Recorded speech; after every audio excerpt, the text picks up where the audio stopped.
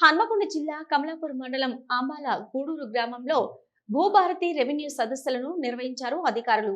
ఈ కార్యక్రమానికి జిల్లా అదనపు కలెక్టర్ వెంకటరెడ్డి హాజరయ్యారు.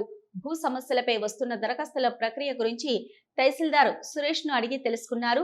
దరఖాస్తుదారుల నుంచి వచ్చే ఫిర్యాదులను ఎప్పటికప్పుడు రిజిస్టర్లో పొందుపరచాలని సూచించారు. అనంతరం అధికారులు మాట్లాడారు. దొంగది కానీ లంగది కానీ ఇన్ని సంవత్సరాల తర్వాత రెవెన్యూ మిస్ మ్యాచ్లు మిస్సింగ్ ఎక్స్టెంట్ ఏమైనా వచ్చినాయా?